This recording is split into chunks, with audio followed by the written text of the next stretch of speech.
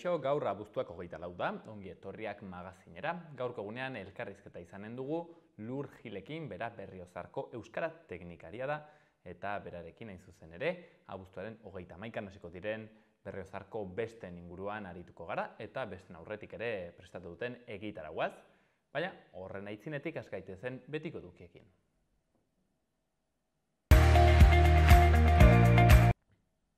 Lehenik eta behin, efemerideak. Kristo ondorengo 79. urtea zen, abuztuaren 24, Vesubio sumendia piztu zen eta errautsez estali zuen Pompeia hiria erromatarra. Eta 1932ko abuztuaren 24ean Xabier Arzalluz, politikari euskalduna eta EAJaren eta Eusko Burubatzarreko lehendakari ohia jaio zen. 1981an, hain zuzen ere, gaurko egunean, Ukrainak Sesberekiko independentzia aldarrikatu zuen, Mikhail Gorbatxovek kargua utzi zuen egun berean. Eta 2006an Natasha Kampuschek 8 urteetan zehar baiturik egondako neska austriarrak bere baitzailearengatik ihes egitea lortu zuen. Ordu batzuk lehenago, baitzaileak bere buruaz beste egin zuen. Eta 2006 urteko egun berean, Nazioarteko Astronomia Elkarteak Pragan eginiko bileran Plutoni planeta estatusa kendu eta planeta ipotx izendatu zuten. Honela, eguzki sistema 9 planetatik 8 pasatu zen. Ea agendan zer dagoen? Gaur asteazkenean, Ametsen Kutxak ikastaroa izan da 11etan Txantrean. Eta Pokemon Pikachu detektibea, zinea Barainengo kulturetxean 10etan izanen dugu. Baitere, Broken Brothers Brass Banden Katebegia kontzertua 8etan Katakraken. Eta hortzegunean, Ametsen Kutxak ikastaroa 11:30 Arrosadian.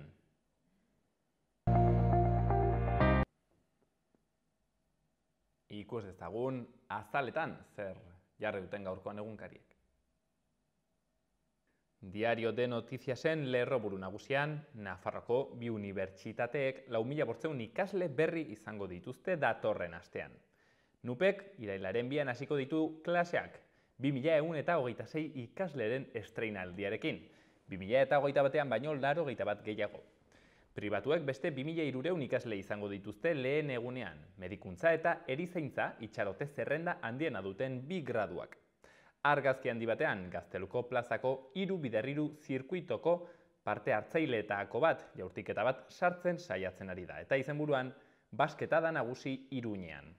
Gazteluko plazak 574 parte hartzaile bildu zituen atzo. Beste berri gehiagotan, erromatar gaztelu baten aztarnak Tafallako HTaren pasabidea aldatzera behartzen du.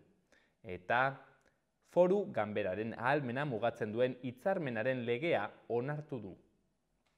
Diario de Navarraren lerroburu nagusian, gasaren galdara komunitarioek banakoen hirukoitza ordainduko dute. Nafarroan 36.000 etxe bizitza daude erabilera zentralarekin eta 152.000 banakako erabilerarekin. Argazkian, atzo Gazteluko plazan jokatu ziren partidetako baten ekintza ageri da. Izenburuan, saskibaloiak bere festa aurreratzen du kalean. 500 bat gazte 3x3 Gazteluko plazan Espainia-Islandiaren atari gisa. Nafarroko sute handi guztiak hondamendi guneak izendatu dira. Gobernu zentralak falta ziren biekin adostu zuen. Leiremendi lerroa ekainean eta Zarra Gaztelu uztailean. Gara egunkarian lerroburu handi batean. Langile bat hiltzen da 5 egunean behin Euskal Herrian 2022an. Azken biktimak, astelenean markinako arrobi batean hiltzen 34 urteko beharginak 52 heriotza eragin ditu aurten. Argazkian, 2 pertsona beren herriari begira, banko banatan eserita eta izenburuan, Auspobila Nafarrako Pirinioetan, bizitza bizigarri baten alde. Beste berri batean, 3 hilabete gehiago Pablo Gonzálezentzat, frogarik gabe. Berri egunkarian argazki handi batean, Kharkiv, Ukrainiako bandera airean atzo, Kharkiv hirian. Eta lerroburuan urte erdi jada tiro eta bomba artean. 6 hilabete bete dira Moskuk Ukrainaren aurkako gerra hasi zuenetik. Igatze gerra bihurtu da. Zelenskik berretsi du ez duela negoziatuko Errusia okupatutako eremuetatik erretiratu ezean. Beste argazki baten, agerraldia Arriaga plazan, feminista ugari elkartuz. Lerroburuan, feministen erantzuna, erasoei erantzun egingo dietela eta molestatzen jarraituko dutela ohartarazi du Bilboko mugimendu feministak. Aste nagusian dagokigun lekua hartuko dugu, esan dute. Berri gehiagotan, Pablo Gonzálezek kartzelean segitu beharko du gutxienez beste 3 hilabetez. Eta aurreko urteetan baino 7 aldiz garestiago ordaintzen ari da gasa Europan. Bukatzeko Euskal Herria irratia, berri nagusian, kabina eta semaforo fantastikoak jarriko dituzte Gaiarre antzokiaren aurrean larun batera arte. Udaro bezala, Gaiarre antzokiaren aurrean hainbat kultur ekitaldi eskainiko dira irailaren 22 arte. Gaur, asteazkenean telefono kabina berezi bat paratuko dute Gini Rodariren telefono bidezko ipuinak lanean inspiratuta. Denera 100 bat ipuin egonen dira hor entzungai eta gaztelaniaz eta euskeraz gainera. Baitere, Nafarroako kirol instalazioetako langileak greban egonen dira Ortziral honetan. Eta azkeneko berri batean, Eskubide Sozialen Departamentuak 600 langabe inguru kontratatuko ditu prestakuntza tailerren bidez. Eta ikus dezagun gaurko eta biharko eguraldia. Gaur asteazkena tenperatura maksimoek goranzko bidean jarraituko dute eta beroa egingo du. Barnealdeko balio altuenak 30 gradutik gorakoak izango dira. Goizean hego-ekialdeko haizea ibiliko da eta ostarteak hodeiekin tartekatuko dira. Eguerditik aurrera bero hodeiak ugarituz joango dira. Arratsalde gau partean iluntzera egingo du eta trumoi ekaitzak jo dezake. Zenbait lekutan zaparrada trumoitsu handiak izan daitezke eta zaparradekin bat txingorra bota dezake eta haizea bolada gogorrekin ibil daiteke. Azken orduetan kostaldean haizea indartu egingo da. Eta hortzegunean fronte batek eragingo ditu eta euri apur bat utziko du.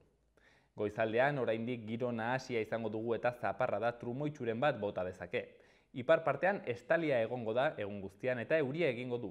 Hegoaldean ostarteak agertuko dira, baina bertan ere euria egin dezake.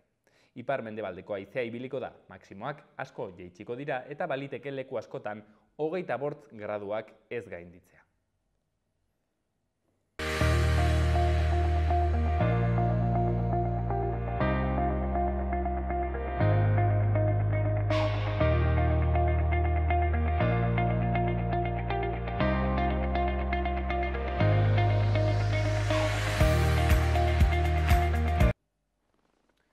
Eta hainbertze tokitan bezala, 2 urteren ondotik bestak berrartzen ari dira, jendea ilusioarekin, eta Berriozarren ere hala da.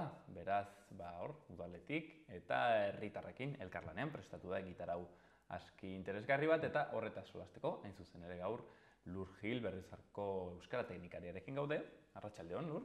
Kaixo, arratsaldeon. Mil esker gurean egoteagatik, zurekin solastuko gara pixka eta ber, zer demonio prestatu duzuen. Lur, lehenik eta behin zuri pertsonalki, bazeron gogoa Berriozarko bestetako. Bai, egia da, hasieran kostatzen da, ez? Berriz ere antolatzea, berrartzea zer egiten zen lehenago eta buelta bat ematea ere bai. Eta 2 urteren ondoren berriz ere festak izatea, gitarra osoarekin, gogoa ematen du, ez? Herrian ere, gogo horiek nabaritzen dira, elkartez berdinak, peinak eta bar, baute gogo hori, eta beraz, nik pertsonalki ere bai, ez? Bertan disfrutatzeko. Pereza punto bat ere erraten zenuen. Bai, pereza punto bat, iritsi behar dira, gauzak antolatu, baina, gero behin hasi, eta ja badoa, ez, gurpil bat bezala, badoa aurrera, eta azkenean, joanen da, eta pasako dira, eta gustora gonen gara, ez, hori espero. Zuen, kasuan Lur teknikari bezala, izaten duzu, pixket buru hauste izaten da, beste antolakuntzarena, egoten zarete hor pixket lanpetuak kontu hauekin? Bai, gainera, uda prestatu barra da, ez, hor, lan gutxiago egiten da normalean udan, oporrak eta bar, eta gero, uda amaieran, ez, iristen dira festa hauek, ikasturte hasieran, horreren hasten dira, ez, gauza asko. Eta beraz, kostatzen da pixka bat, ez, eta bereziki, buelta bat eman nahi badiogu, eta gauza ezberdinak eskaini, ez? Baina egia da, herritarren parte hartzea oso ondia dela, herri Herriko elkarte eta beste eragileek gauza pila bat antolatzen dituzte, eta hori da herri honetako festetako xarma eta ardatza, ez? Beraz, horrek asko laguntzen dut, azkenean bakarrik antolatzen dira, ez? Hor, Lur, irakurtzen ari nintzen alkateak egin duen aitzin solas hori, eta hor erraten zuen, segozki klitxe bat dena, baina dut zait interesgarra erraten zuela, bazuela gogoak berriz kalera ateratzeko, elkar agurtu eta besarkatzeko, ez? Eta ematen zian pentsatzeko, bestek ere badutela hori, ez? Ekitaldi kultural, gizatiar bezala, badute aspektu hori, hau da, komunitatea, ez? Elkartzen da, eta galdetu nahi izan bizket horren arira, zergatik diren bestak garrantzitsuak, ez? Beti pentsatzen dugu, besta, eta ematen du dela alkola eta jolgorioa. Bestek badute bertze zerbait, ez da? Elkartzeko momentu hori. Bai, eta uste dut hori nabaritu zela ere Berriozarren egunean, ez? Hau da, jai txikietan, bertan peinek erantolatu zituzten gauza pila bat, jende guztia atera zen kalera, eguraldi ederra egin zuen, egun hartan adibidez, bero, eta aur pila bat atera ziren kalera, elkarrekin egon, eta jakinda nondik gatozen, ez? Burbuila formatu horiek eskoletan, jardueretan eta bar, berriz ere elkartzea elkarrekin ukitu, ez? Sentitu, horrek denak, horrek denak badu beste xarma bat, ez? Gainera, bakoitza bere peinan egoten da, bere elkargunean, bere guraso taldean eta bar, eta jaien jarduerak guztiok elkartzeko dira, ez? Eta herri honek nik uste behar duela hori, ez? Oso fase ezberdinetan egina dagoelako herri hau ere bai, etxe berriak ere, etxe bizitza berriak, bizilagun berriak ekarri dituzte, eta horiek ere festetan parte hartzeko eta denak elkarre ezagutzeko oso garrantzitsua da, ez? Ez bakarrik lehen bizi ziren 3.000, 4.000 horiek, baizik eta orain bizi diren jakasi 10.000 horiek elkarrekin egoteko, ez?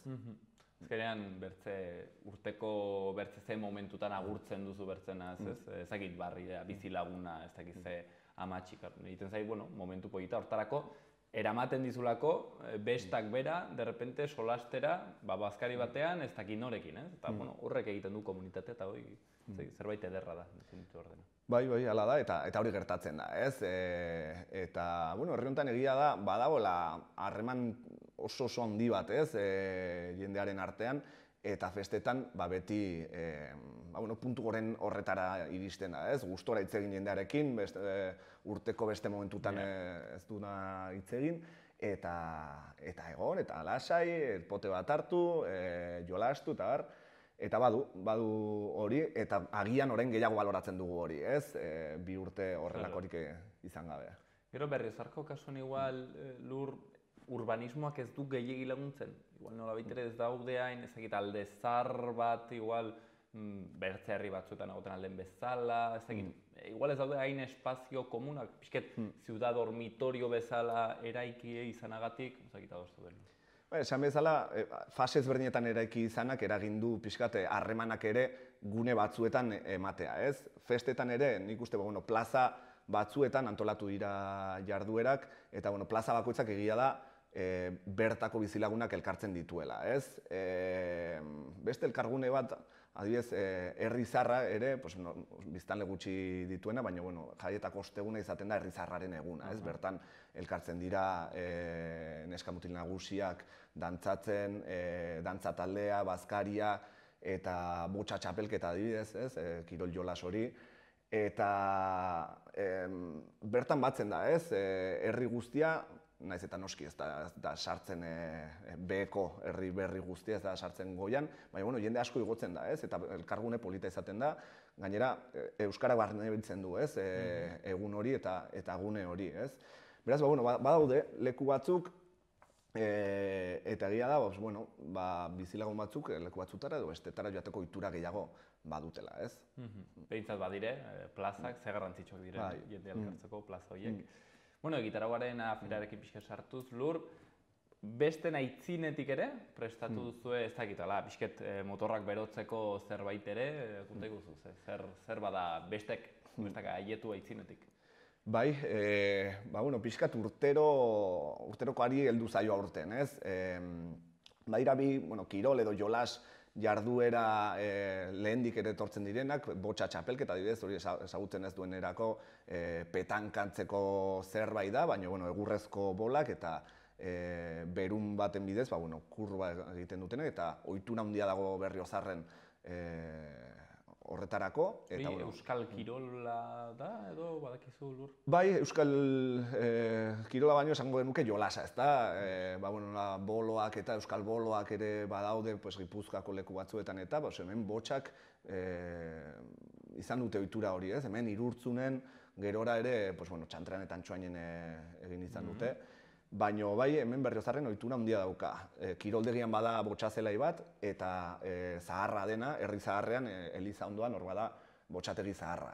Eta bertan, festetako txapelketa bertan jokatzen da, uztaila erdialdean hasita, eta orain arte aritu dira jokatzen partidak, eta orain, final 8 final laurdenak, eta gero herri zaharraren egunean, ostegunean izanen da finala, baina orain jokatzen ari dira aurreko partida horiek, final 8 laurden eta horiek.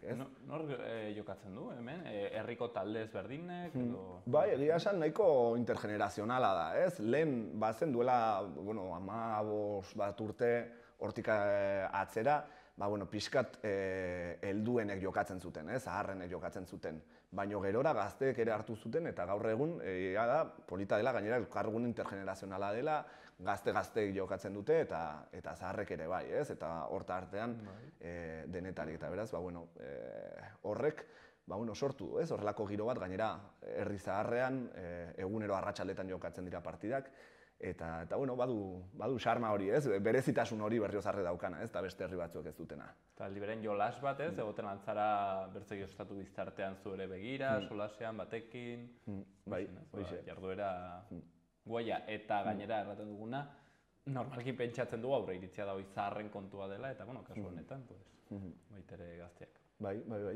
Eta gero, gazteek ere badute Interpeñas Eupeñen arteko futbito txapelketa, hori ere urtero egiten dena, 4 peña daude hemen Berriozarren, Los Cubas, San Cristóbal, Zuloalai eta Labarga, eta horien artean beti jokatzen da partida bat, eta gero txupinazo egunean, asteazkenean, jokatzen da horien arteko finala, beraz, asteburu hontan ere izanen da final aurreko partida hori, eta horri ekitaldi kulturalagoak batzen zaizkie, bertso jaialdia izanen da bihar arratsaldean, etzi dantzak egonen dira, dantza ikuskizuna eta gero karrika dantza, eta antzerkiak izanen dira ere asteburuan, beraz, horrekin festen aurreko gitarra hori osatzen da. Zeki badakigun bertso jaialdi honetan nork parte hartuko duten? Bai, Saio Alkaiz etorriko da, Nafarroko egungo txapelduna, Amets Arzaiuz, Maiane Etxoperena eta Iñaki Binaspre Arabarra.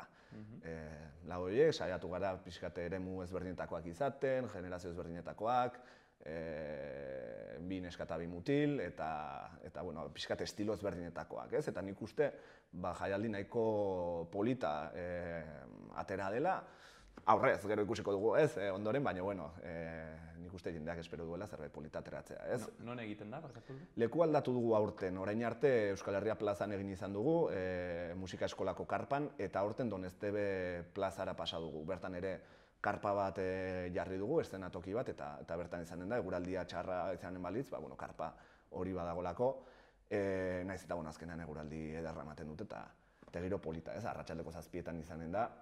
Eta leku berri horretan, nik uste, xarma gehiago ere baduela, itxiago, leku itxiago batean, ez dago jada barraketako soinua, ze jada barrakak montatzen hasten dira, eta zarata hori ere sartzen da bertsoetara, eta inguru lasaiago eta itxiago batean, ez eta irekia den, plaza hori, baina nik uste xarma polita baduela gune horrek. Berriozarrak hurbilduko dira hortara, bada zaletasun nahi duritzen zaizu, herri honetan? Bai, bertso jaialdia gainera urtero antolatzen dugu bertan, eta jende asko hurbiltzen da. Jendeak badu agendan markatua, nahi du, eta planteatu izan dugu, beste zerbait egin genezakeen euskal kulturaren harira, baina bertsoek badute zaletasun hori, eskolan bertso klaseak ematen dira ere, Saio Alkaiza da gainera irakasle eskolan, eta beraz, badago baita ere aurren aldetik, eta bai, helduen aldetik zaletasun hori, eta gogo hori festeren aurreko astea iristeko, eta bertso jaialdi hori izateko, beraz, nik uste bai Berriozarko jendeak, eta bai Iruñerri ingurutik ere gerturatzen den bertsozale horiek, gozatuko dutela, ez. Bai, azkenean ere ez dugu izaten inbertzea aukera bertsoak usteko, ez da astero egiten alden zerbait, beraz, ongi etorria hor bertsoi. Eta honela, haietzen gara, nolabait ere, egun horiekin, motorrak berotuz, erratek nuen bezala, eta izen gara bestetara, hasten direla, 29an? 31 asteazkenean. 31an hasten dira, eta 31an txupinazoa. Bai, hoxe. Nor gutako da urtean lur txupinazoa? Aurten, urte berezia izan da Berriozarrentzat eta bereziki eskola publikoarentzat, 100 urte bete dira lehenbiziko eskola sortu zenetik Berriozarko auzo zaharrean, herri zaharrean, eta indarra eman zaio aurten horri, ez? Dokumental bat egin dute Berriozarko 3 gaztek, gainera, eskolan eman zuten dokumentala, jendez lepo egon zen aretoa, eta interes hori bazegoen, ez? Eta beraz, hori aitortzeko, garaia haietan gainera, ze zaila izan zen gainera eskola publikoa herritarrentzat irekitzea, gero hemen etxabetan sortu zirelako, hainbat eskola, oraingo eskola sortu arte, ez? Eta garrantzia eman nahi izan zaio udaletik urte hurren horri, eta aurten Berriozarko eskola publiko guztietako zuzendariek botako dute txupinazoa, ez? Denek elkarrekin ez bakarrik eskola, mendialdea eskola, baizik eta aurre eskola, institutua, eta barrek musika eskolak, hoien artean botako dute txupinazoa, ez? Mendialdea da institutua? Mendialdea eskola, bi eskola daude, mendialdea bat eta mendialdea bi, bata erdaraz eta bestea euskaraz. Horiek eskola dira, eta gero Berriozar institutua dugu. Eta horiek, 1922an sortuak. Hoxe. Beraz, frankismoa eta dena pasatuta, eta hor egongo dire orduan txupinazoa botatzen. Zaki txupinazoa izaten da momentu polita hemen? Bai, egia esan lehenago ere egoten dira jarduera batzuk, txupinazoa baino lehen direna, gazte bazkaria ere badago, peinetan ere elkartzen dira txupinazora joateko, eta beraz, momentu polita izaten da, ez? Eta bai, biltzen da jendea, Eguzki plazan izaten da, hemen beste herri batzuekin alderatuta ez da udaletxetik botatzen txupinazoa, baizik eta Eguzki plazako kioskotik, ez? Urtero egin izan da horrela, eta horrela mantentzen da, ez? Eta bai, egia esan plaza handia izan da ere, bete egiten da, ez? Eta jende guztia biltzen da hor. Egitarau hau, Lur, uste dut erraten zenutela, berezitasuna duela, nolabait ere udalaren eta herritarren artean osatzen dela, ez? Beti parte hartze tasa importante bat duela, edo parte hartzea sustatzen dela.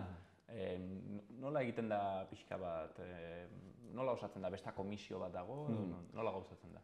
Bai, hala da ez, besta batzorde batean hor biltzen dira eragile batzuk, hori alde batetik udalaren egitaraua eratzeko, baina beste alde batetik ere eragileek haien aldetik antolatzen dute haien egitaraua, ez? Udalarekin harreman hori izan gabe, gero harremana izan behar da, ez? Gauza batzuk lotzeko eta bar, baina haiek haien kabuz antolatzen dituzte, ez? Izan peinek, izan elkarte, beste lako elkartek, eragileek eta bar, haiek antolatzen dituzte, ez? Eta bestalde, udalaren egitaraurako hor batzen dira, ez? Eragileak denen artean eratzeko, ez? Eta bai txosna montatzeko ere bai, eta beste bat jarduera ere sortzeko, ez? Parte hartzea ere, badute ez bakarrik kultur eragile edo peña horiek, baizik eta txorizuri dantza taldeak ere antolatzen du dantzaldia, antolatzen du bazkaria, herri kirol taldeak, pelota taldeak antolatzen dituzte jarduerak, eta bada denetik, ez? Kultur eta kirol arlotik inplikatzen dira, ez? Eragile horiek guztiak, eta sortzen da, ez? Egitarau guztia, egitarau honek batzen dituela hemen, bai udalak eragileekin batera eratutako, sortutako egitarau hori, eta bai beste eragileek beren kabuz sortutakoak, ez? Zut interesgarria dela azpimarratzeko, zeren ez bait irakurri dutan hemen, hori dela zerbait nahiko berezia Euskal Herriak duena. Hau da, gu badugu arro normalizatua eta naturalizatua, baina bertzetoke handizetan ez da izaten hola. Hau da, bertzetoke handizetan udalak hartzen du, deitzen du, ez? 2 edo 3 enpresa, horiek montatzen dute txosnak, montatzen dute karpak eta dena, eta listo, ez? Etortzen da modu pasiboago batean. Eta hemen badugu berezitasuna herritarrak inplikatzen direla bestak antolatzen. Bai, eta nik uste hori dela gure festetako xarma, ez? Eta parte hartzeko gogo hori, ez? Ez da esan bezala, ez? Gogoa ez dago zerbait pasioan parte hartzeko, ikuskizun bat ikusi edo kontzertu bat ikusteko, ez? Baizik eta antolatutako gauza horietan eta besteek antolatutako gauza horietan gero ere gehiago gozatzen duzulako gainera. Bai. Nik egin dut. Hoixe, eta horregatik lehen esaten genuen, ez? Pereza punto hori, hori guztia antolatu beharra da, baino egia esan... Eta bildu. Bai, eta bildu, ez? Hori okerrena izaten dela. Baino egia esan gero fruituak ematen ditu, ez? Eta urtean zehar ere badago eragileen parte hartze hori, ez? Ez da geratzen bakarrik festak antolatzeko, baizik eta kultur, kirol eta beste arloetan parte hartzea handia geratzen da, ez? Poso hori geratzen da eta badute beren garrantzia, ez? Hau da, herritarren bidez egiten da, ez bakarrik udaletik herritarrendako. Bueno, eta beraz, modu horretan, parte hartzaile honetan osatu da, egitarau hau, eta baita ere azpimarratzen zenuten, beti aniztasuna bilatzen duzuela, ez? Hori izaten dela bertze gakoetako bat. Nik uste gainera gauza komplikatua, zeren normalki gure zirkuloetan, ez dugu hori sumatzen, hau da guk erraten du, ekarri barko zen bertsolariak, baina karo, udalean zaudenean edo besta komisioan konturatzen gara, herri guzti baten dako antolatu dituzula bestak, hori ez da hitzaldi bat antolatzea bezala, baizik eta kontuan hartu behar dire, ez dakit, 11 gusto, rocketik hasi, folkera eta, badu zailtasun hori. Beraz, Lur, abergaizaren, ez dakit, pixket posible baldin baduzu, egitaraueko, ez dakit, zati garrantzitsuenak edo deigarrienak edo iduritzen zaizkizunak merezi dutenak mentzioa egitea, pixket horiek kontatzea, Lur. Ados, bai, eta aniztasunaren aldetik, Berriozarren ezinbestekoa da, ez? Beste herri askotan ere bai, baina Berriozar, badakigu oso aspalditik oso herri anitza izan dela, ez? Hemen herri txiki batetik sortu zen herri handi hau, hirigune bat deitzen alduguna, eta immigrazio handia jaso zuena eta jasotzen segitzen duena, ez? Eta beraz, gusto ezberdina daude, kultura ezberdina daude, eta horiek guztiak nik uste erakutsi behar direla festetan ere, ez? Eta horregatik izan dezakegu bertso saio bat, eta izan dezakegu flamenko saio bat, ez? Adibidez, eta gitarra barekin hasita, flamenko saioa ere badugula, ez? Festetan urtean zehar ere aritzen dira entsaiatzen eta emanaldiak egiten, eta festetan ere egonen dira, ez? Esan bezala kirola adibidez ere badago, peinen arteko partidaren bidez, herri kirola eta pelotaren bidez, kontzertuak ere era ezberdinetakoak dira, esate baterako Eguzki plazan berbena formatua izanen da gehiago, herri zaharrean adibidez euskal berbena gehiago, ez? Eta txosnetan, pixka denetik ere izanen da, ez? Kontzertu ezberdinak, gehienak inguruko taldeak izanen direnak. Kaso gazte perfil bati pixket begira? Bai, bereziki horra begira, kenduta, generazio asko batzen dituen beste bat, ez? Zutagarren kontzertua, ez? Izar bezala izan dena. Beti gazte, Hoxe. Eta generazio guztietako gazteak bilduko dira kontzertu horretan, ez? Gazte eternoak ere goten dire batzu. Hoxe.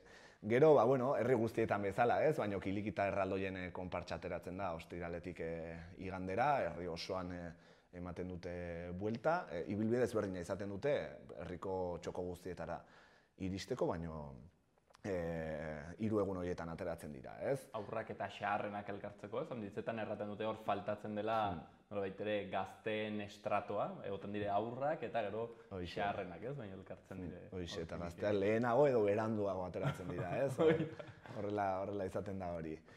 Eta, osteguna ere nik uste egun polita dela eta berezitasuna ematen diona Berriozarko festei, ez? Lehen aipatu dudan bezala, herri zaharreko eguna izaten da, hemen ere, badira, herri tradiziotik sortutako pertsonaiak, neska mutil nagusiak, horiek izaten direnak ere festetako protagonistak, ez?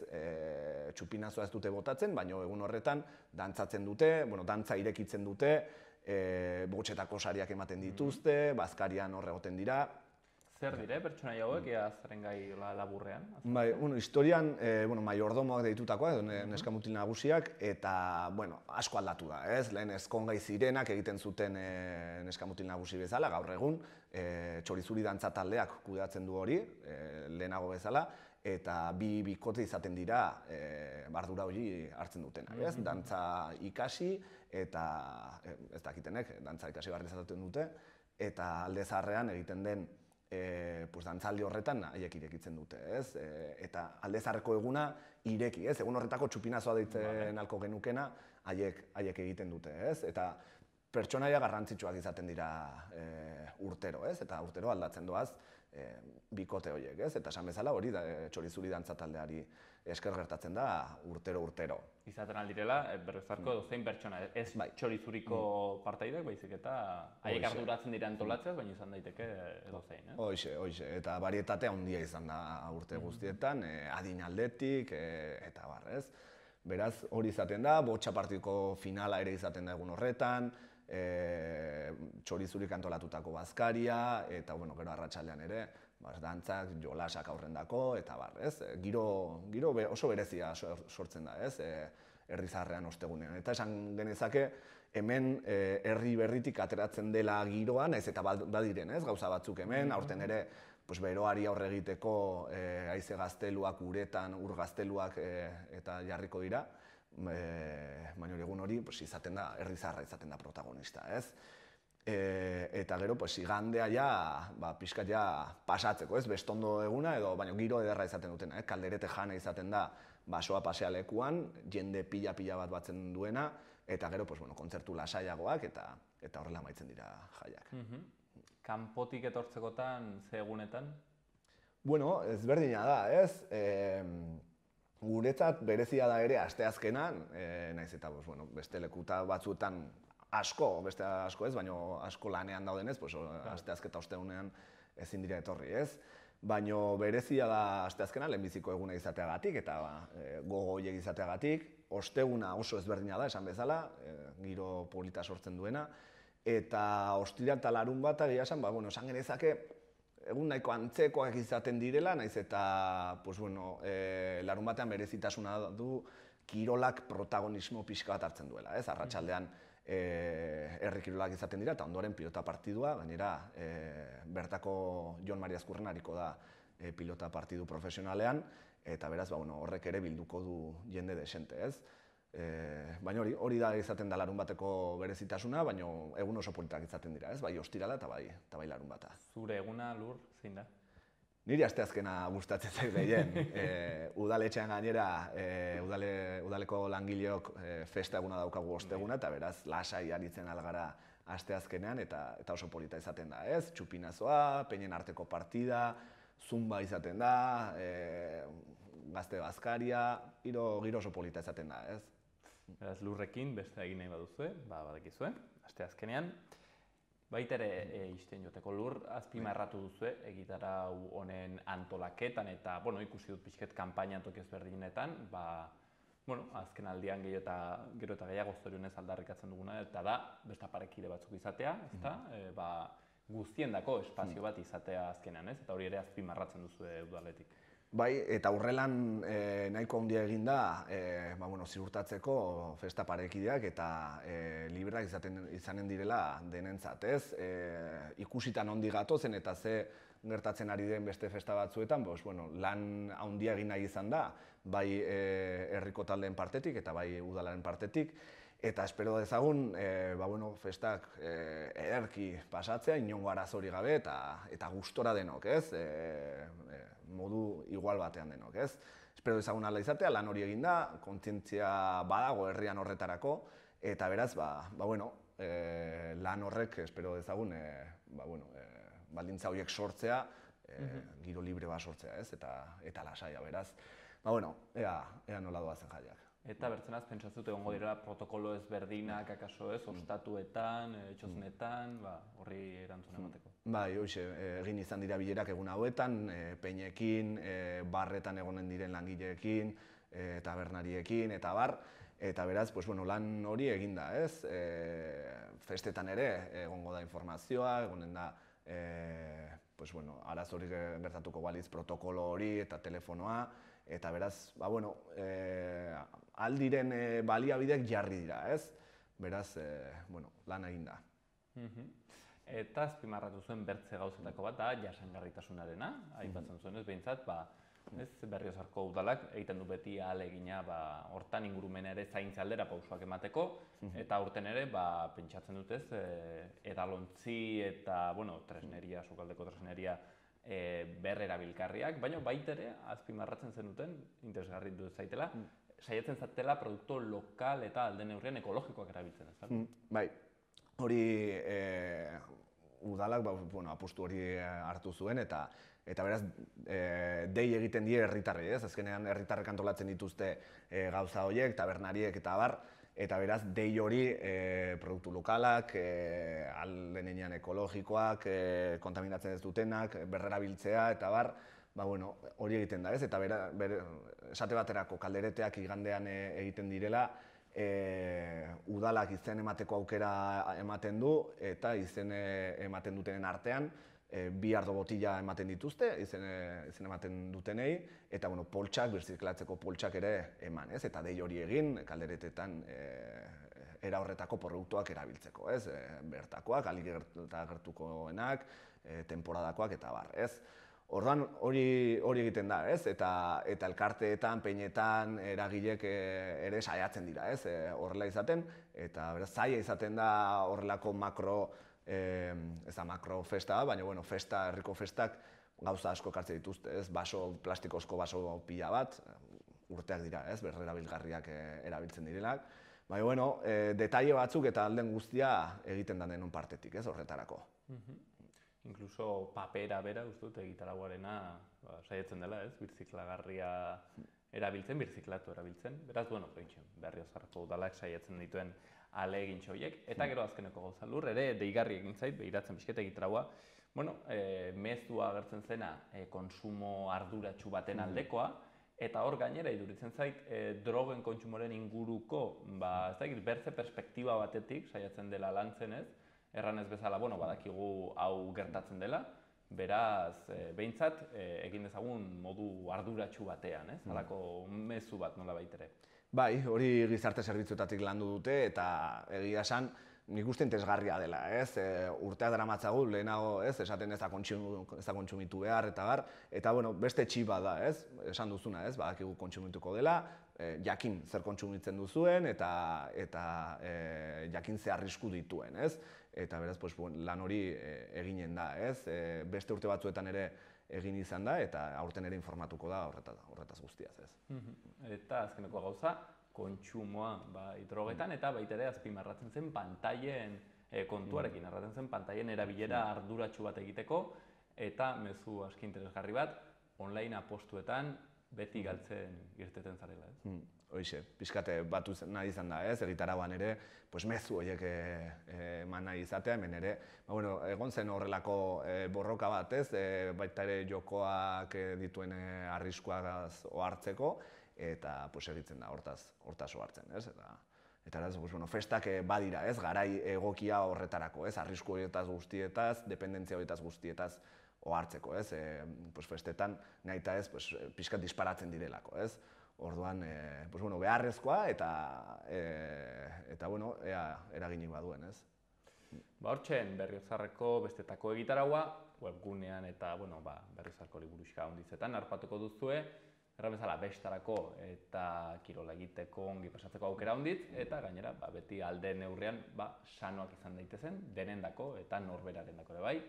Beraz, hementxen, Lur Gil errandugun bezala, euskarazko teknikarea Berriozarren, mil esker hondiz, guzti hau kontatzeagatik, Lur. Ederki, plazara. Eta ongi pasatu bestetan, por cierto. Bai, baita zuek ere.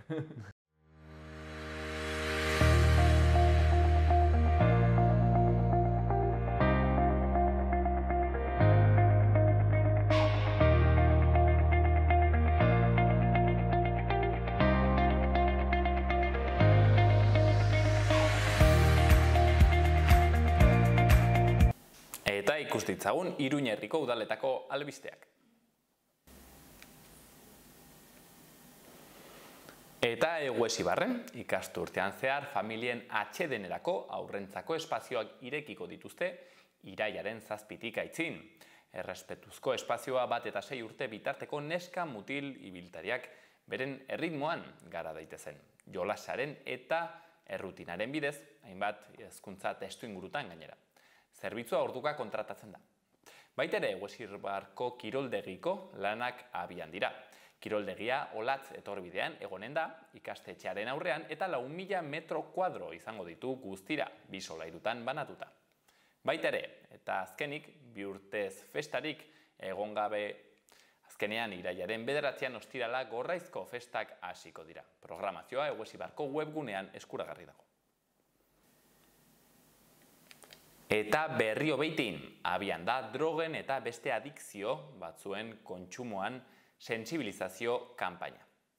Ekimen honen helburua, drogen kontsumoarekin eta bestelako adikzioekin lotutako arazoen prebentzioan pertsona guztiok dugun erantzukizuna, individual eta kolektiboari buruzko gogo eta egitea da. Horrez gain, abuztuaren 31an hasiko da 2022-2023 udal ikasturtean izena emateko EPEA. Helduentzat, yoga, pilates, swing, zumba, gimnasia aktiboa eta bestelako jarduerak egonen dire. Gaztentzako jarduera gisa, gazte aisia eskainiko da. Eta aurre eta umeentzat, dantza, gimnasia, erritmikoa, eskalada, eskupilota eta bestelako jokoak. Eta Iruñan biltegiratze, hondakinen kudeaketa eta harri naturaleko udal eskola tailerreko ikasleak Ziudadelako 2 bastioetako kasamata patioak zaharberritzen ari dira egunotan.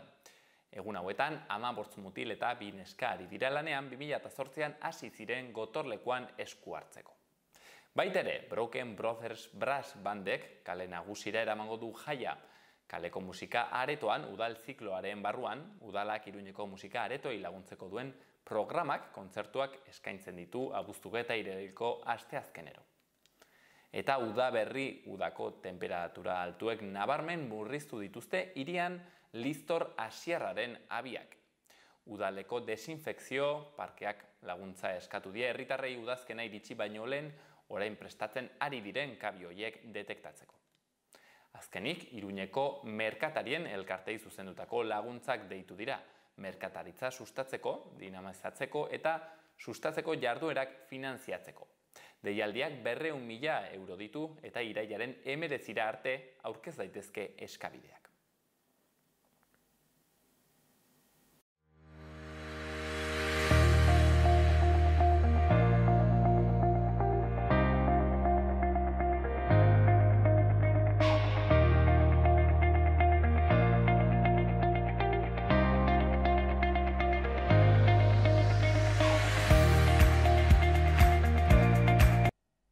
Hauxean izan da dena gaurkoz magazinean, asteazken honetan eta bihar ere hortzegunean hemen izanen gaituzue. Gobierno de Navarra. Nafarroako gobernua.